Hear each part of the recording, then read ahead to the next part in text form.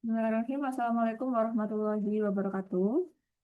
Ketemu kembali dalam video kali ini, yaitu terkait uji korelasi, yang mana sebelumnya saya akan menjelaskan terlebih dahulu terkait ruang lingkup bagaimana uji korelasi itu dilakukan. Dan yang kedua, kita akan melakukan tutorial bersama untuk melatih dua tipe korelasi. Yang pertama adalah korelasi untuk data parametrik dan yang kedua adalah korelasi untuk data non-parametrik. Pertama-tama, kita ketahui dulu bahwa uji korelasi atau kita sebut juga dengan uji Pearson merupakan uji hubungan antara dua variabel. Uji prasyarat homogenitas itu tidak perlu dilakukan untuk korelasi karena data bersumber dari sampel yang sama. Sehingga untuk uji korelasi kita hanya menggunakan uji normalitas. Yang mana uji normalitas digunakan untuk menentukan apakah data tersebut kita uji lanjut dengan uji Pearson atau uji parametrik. Dan jika data tidak normal, maka kita harus menguji lanjutnya menggunakan uji non-parametrik. Untuk uji korelasi, memiliki perhubungan yang bersifat dua arah. Maksudnya, hasil hubungan X terhadap Y, hasilnya akan sama dengan Y terhadap X ya, maksud saya. Sehingga tidak perlu kita uji lanjut kedua. Jadi ketika Anda sudah menguji X terhadap Y, maka sudah tentu hasilnya akan sama dari Y terhadap X. Gitu ya. Contohnya adalah Anda ingin mengetahui hubungan antara motivasi terhadap hasil belajar.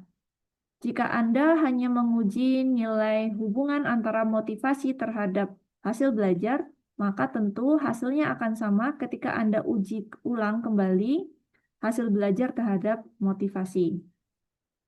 Jadi, bentuk hubungannya, jika kita buat garis, garisnya akan timbal balik. Kemudian, bentuk hubungan untuk uji korelasi ada dua. Ya, uji yaitu yang pertama positif, artinya perbandingan searah. Jika nilai X naik, maka Y juga akan naik. Jika X turun, maka Y akan turun. Jika kita berikan contoh, jika tadi X adalah motivasi dan Y adalah hasil belajar, maka jika nilai motivasi naik, maka nilai hasil belajar juga akan naik. Dan begitu juga sebaliknya. Bentuk hubungan yang kedua adalah bentuk hubungan yang negatif atau berbanding terbalik. Jika X naik, maka Y akan turun. Contohnya, jika X adalah nilai motivasi dan Y adalah hasil belajar, maka jika nilai motivasi naik, maka hasil belajar akan turun. Begitu juga dengan sebaliknya. Itu adalah yang dimaksud dengan bentuk hubungan negatif atau berbanding terbalik. Untuk data uji Pearson atau uji korelasi, jika asumsi normalitas terpenuhi, maka tadi saya katakan kita akan menggunakan uji lanjut parametrik, yaitu menggunakan uji Pearson. Namun, apabila asumsi normalitas data tidak terpenuhi, atau kita katakan data tidak berdistribusi normal, maka uji korelasi dilakukan dengan uji non-parametrik menggunakan Spearman. Untuk hipotesis korelasi, keduanya sama, baik yang parametrik maupun non-parametrik, di mana hipotesis nolnya adalah rho sama dengan 0, artinya hubungan 0 atau tidak ada hubungan. Kemudian hipotesis alternatifnya adalah rho tidak sama dengan 0, maksudnya hubungan bukan 0 atau ada hubungan. Selanjutnya kita akan belajar bagaimana mengolah suatu data untuk diuji korelasi. Pada layar Anda tampak dua data. Kita fokus pada yang data pertama pada bagian latihan 1. Kita asumsikan pemahaman tafsir adalah variabel X dan IQ adalah Y. Di sini terdapat 20 subjek yang akan kita berikan instrumen, yang mana ada 2 instrumen yang kita berikan untuk satu subjek yang sama, yaitu instrumen untuk mengukur pemahaman tafsir dan instrumen untuk mengukur IQ. Hasil keduanya ditabulasikan dalam tabel latihan 1. Pertama-tama, kita pindahkan dulu hasil instrumen ini atau hasil pengukuran kita ke dalam SPSS. Kita cukup kopikan saja seperti biasa pada bagian data view, diklik, kemudian dipastekan. Kemudian, untuk variabel Y, kita juga pindahkan ke kolom sebelahnya.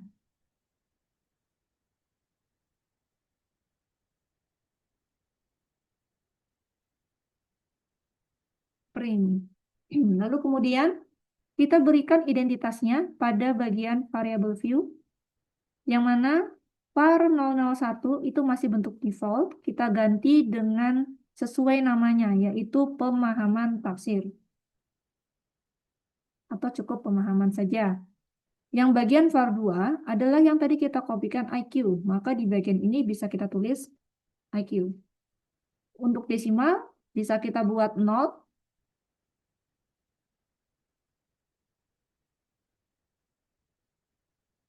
untuk label, bisa kita tuliskan secara lebih rinci, yaitu pemahaman tafsir dan IQ. Sampai di sini sudah cukup. Maka sebagai uji prasyarat, kita tadi sepakat bahwa untuk uji korelasi hanya menggunakan uji prasyarat normalitas. Tidak perlu dilakukan uji homogenitas karena subjeknya berasal dari kelompok yang sama, yang diberikan 2 instrumen. Mari kita cek untuk hasil normalitasnya, yaitu kita klik Analyze, Descriptive Statistic, lalu Explore. Untuk nilai pemahaman tafsir dan juga IQ, kita pindahkan ke dependent list karena keduanya sama-sama berisi nilai. IQ juga kita masukkan ke dependent list. Lalu kemudian kita klik plot, lalu kita centang normality plot with test. Lalu kita klik continue. Lalu klik OK. Lalu kita tunggu hasilnya keluar.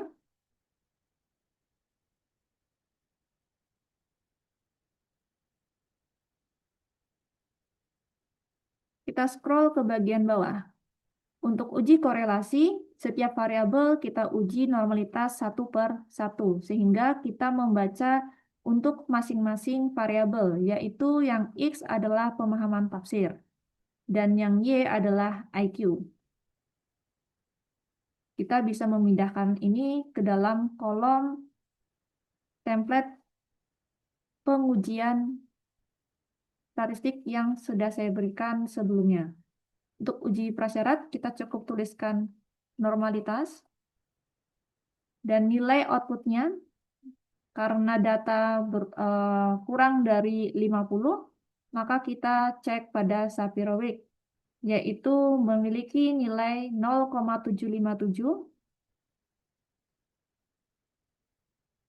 untuk pemahaman tafsir dan 0,282 untuk IQ.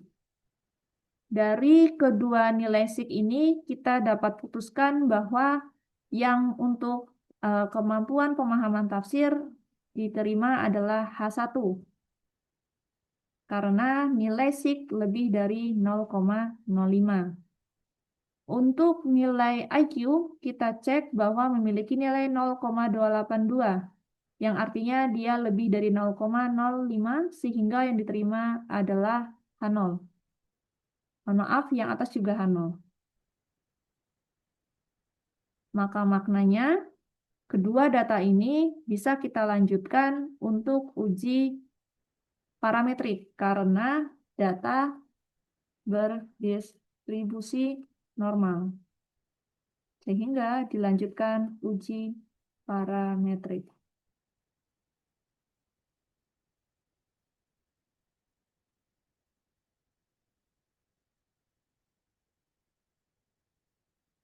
Apabila salah satu dari kedua data ini, antara variabel X atau variabel Y, ternyata salah satunya menerima H1, maka data dapat disimpulkan tidak berdistribusi normal, maka wajib dilaksanakan uji non-parametrik. Untuk hasil-hasil yang telah kita dapatkan, kita memiliki kesimpulan bahwa data berdistribusi normal, sehingga dilakukan uji parametrik. Sekarang kita baru bisa melakukan ke jenis uji yang sebenarnya, yaitu jenis uji korelasi. Di sini bisa ditulis korelasi. Pertama, kita jabarkan terlebih dahulu apa yang menjadi hipotesis nol dari uji korelasi kita. Maka kita perlu melihat kembali butir soalnya. Ketahui, seorang peneliti ingin mengetahui apakah kemampuan IQ berkaitan dengan tingkat pemahaman tafsir. Maka ia mengumpulkan 20 data mahasiswa, yaitu antara satu adalah IQ dan juga pemahaman tafsirnya. Perumusan masalahnya yang pertama, apakah terdapat hubungan yang signifikan antara skor IQ dan skor pemahaman tafsir mahasiswa di Universitas X? Maka untuk hipotesis nol, kita lihat kembali kata kunci dari hipotesis korelasi, yaitu H0-nya adalah hubungan nol atau tidak ada hubungan. Maka di bagian hipotesis ini bisa kita tuliskan terlebih dahulu, H0-nya adalah tidak ada hubungan. Lalu kita lanjutkan dengan rumusan masalah.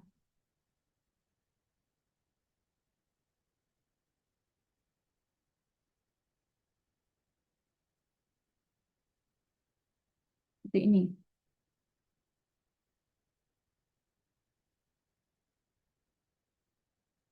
Tidak ada hubungan yang signifikan antara skor IQ dan skor pemahaman tafsir pada mahasiswa di Universitas X. Tidak ada hubungan adalah bagian H0-nya, dan yang bagian belakang signifikan antara IQ dan pemahaman tafsir itu adalah penjabaran dari kasusnya. Sehingga untuk jabarkan hipotesis alternatif bisa kita tuliskan ada hubungan.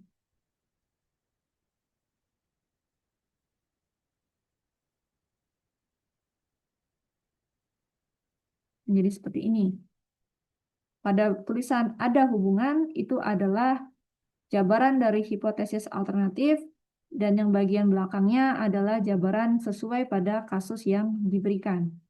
Selanjutnya kita harus mencari terlebih dahulu nilai outputnya dari nilai signifikan untuk bisa menjawab apakah yang diterima hipotesis nol atau hipotesis alternatif. Caranya kita klik bagian Analyze, lalu kita menuju Correlate. Kita klik yang bivariate. Untuk pemahaman tafsir, kita masukkan ke kolom variabel, begitu juga dengan IQ. Karena tadi data kita adalah data parametrik dan berdistribusi normal, kita centang ujinya menggunakan Pearson. Sudah diuji, sudah dicentang di sini, lalu kita klik OK.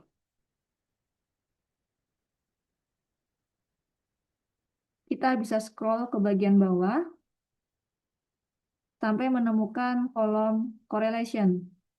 Pada kolom ini, kita melihat pada bagian sig, yang mana nilainya adalah 0,00.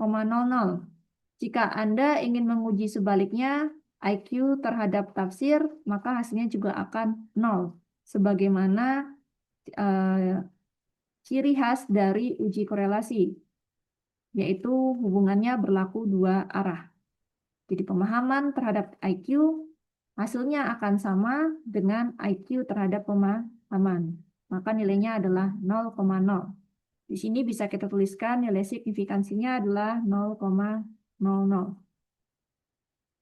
Maka berdasarkan hasil signifikan, kita bisa memberikan keputusan yang diterima adalah hipotesis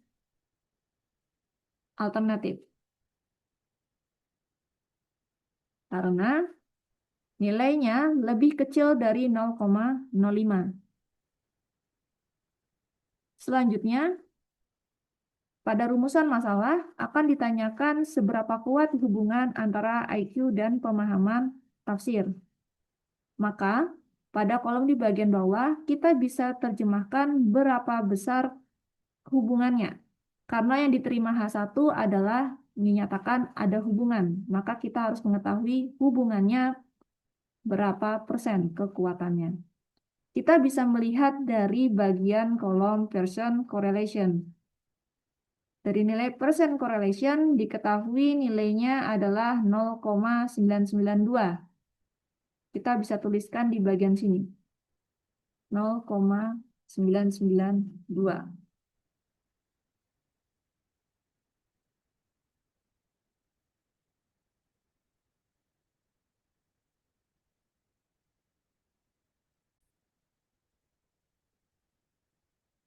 Untuk mendapatkan nilai koefisien determinasi, maka hasil percent correlation perlu kita kuadratkan. Sehingga jika kita tulis nilai percent correlation kita simpulkan R. R itu bernilai 0,992, maka untuk R kuadrat adalah 0,992 dikuadratkan. Maka hasilnya akan menjadi 0,992 kuadrat, yaitu 0,98. Untuk dapat menentukan persentasinya, maka nilai 0,98 ini kita kalikan dengan 100%.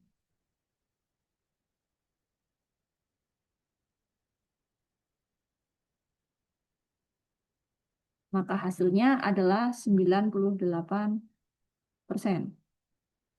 Maka dapat kita simpulkan bahwa berdasarkan hasil uji korelasi pada kasus IQ dan skor pemahaman tafsir mahasiswa di Universitas X, dinyatakan bahwa ada hubungan yang signifikan antara skor IQ dan skor pemahaman tafsir mahasiswa di Universitas X sebesar 98%.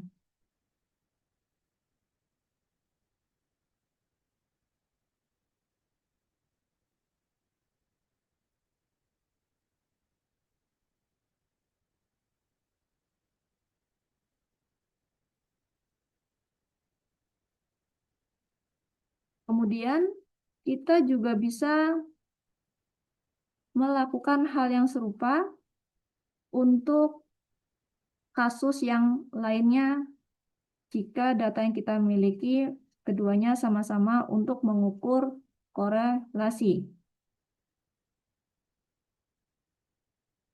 Pada bagian selanjutnya kita akan belajar terkait bagaimana suatu data kita uji namun data tersebut adalah untuk data non-parametrik.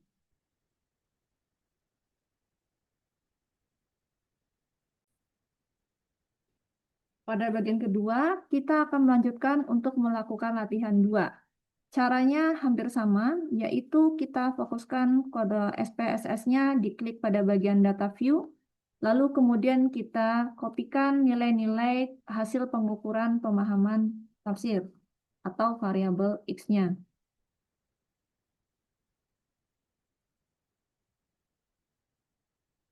Lalu kemudian pada bagian kedua kita kopikan pemahaman terkait IQ-nya. .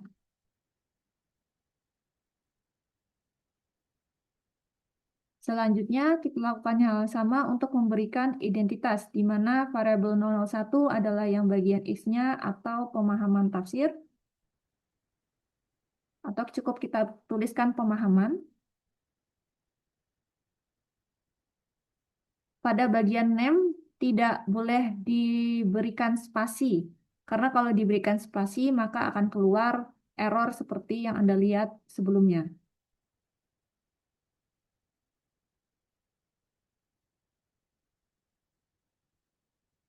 Lalu kemudian desimalnya kita buat 0.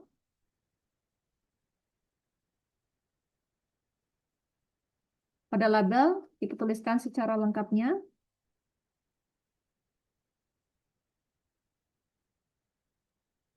Dan IQ. Selanjutnya, kembali kita cek untuk uji prasyaratnya, yaitu pertama adalah uji normalitas.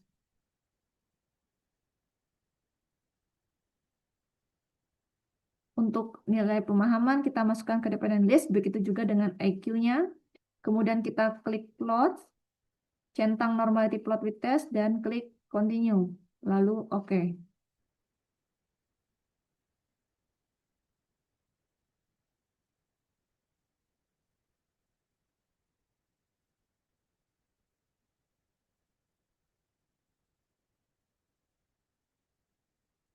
Karena data kita kurang dari 50, maka kita melihat pada bagian Shapiro-Wilk.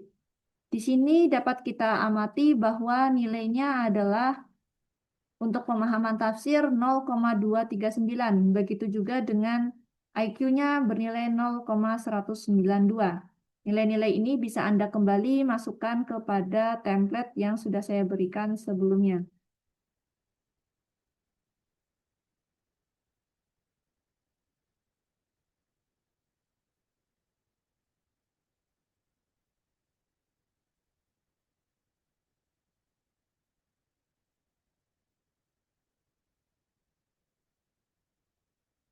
Yaitu 0,239 dan normalitasnya 1 adalah 0,192.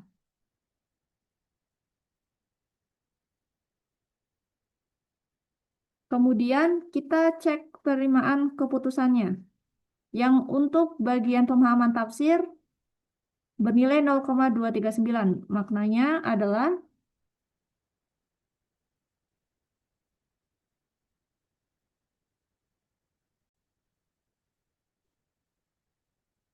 kita lanjutkan kembali. Jika kita amati bahwa nilai normalitas yang dari latihan 2 itu kedua-duanya masih terima H0. Karena kita akan latihan terkait untuk uji non-parametrik, maka kita akan menggunakan latihan yang selanjutnya. Yaitu kembali kita ubah nilainya yang mana untuk nilai pemahaman kita ganti nilainya menjadi seperti ini.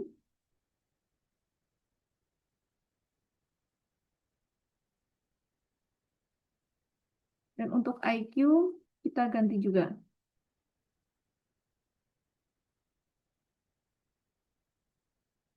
Selanjutnya kita kembali cek untuk tes normality-nya.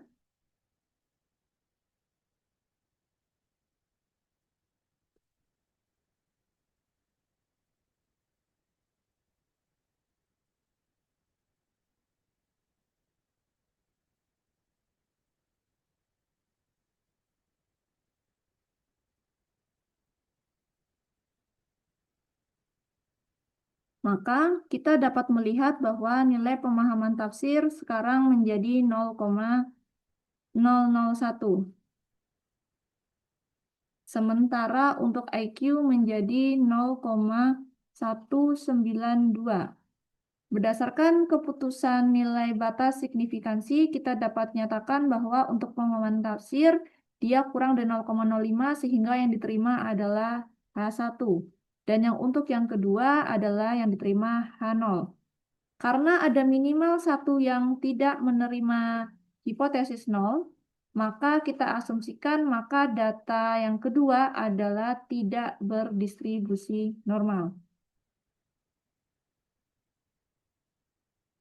Maka dilanjutkan dengan uji non-parametrik. Untuk hipotesisnya masih sama karena kasusnya saya menggunakan masih yang sama. Kita langsung saja bagaimana menggunakan korelasi namun untuk non-parametrik. Kita klik Analyze, masuk kembali ke korelasi, lalu klik Bivariate. Untuk nilai pemahaman dan IQ kita masukkan ke bagian variabel sama seperti sebelumnya. Namun pada bagian correlation coefficient kita kembali menyentang Spearman, tidak lagi Pearson. Kita menggunakan Spearman Rule, lalu kita klik OK, karena bagian ini kita melihat data tidak berfungsi normal, maka diuji non-parametrik. Untuk uji korelasi, maka digunakan Spearman. Kita klik OK. Dan nanti akan keluar hasil dari signifikansinya. Untuk penerjemahannya akan sama sebagaimana sebelumnya, karena di sini tadi datanya masih saya buat tidak memastikan penyebaran data, maka di sini nampaknya hasilnya akan 0 atau terdetek error. Namun untuk yang perlu diperhatikan adalah bagaimana cara mengujinya antara parametrik dan non-parametrik. Untuk semua alurnya hampir sama, namun perbedaannya kalau parametrik kita klik di bagian Pearson, namun untuk non-parametrik kita centang di bagian Spearman.